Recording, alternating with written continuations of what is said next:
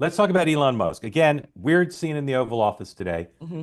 where he and the president did this photo op, and he answered a lot of questions, and a lot of people haven't even heard him talk really, except like at a rally. So here he is, number one, please, talking about his view of the outcome of the election and the importance of democracy.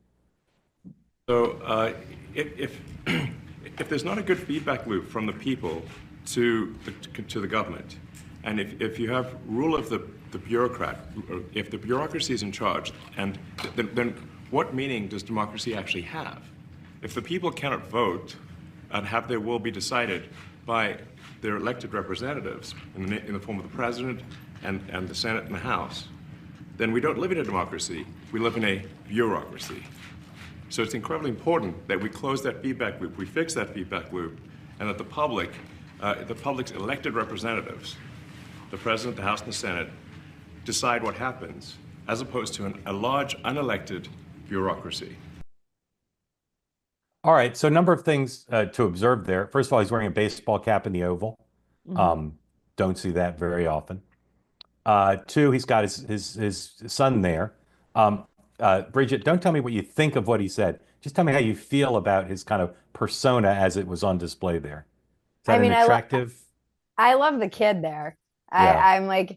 I'm a big fan of this administration and having the kids everywhere. I have a toddler around a similar age, and I think it's just nice to see kids around and being, involved in things. It's just refreshing. So my like just first impression without really listening to anything is just it's cool that he always has his kid around, and he seems, V?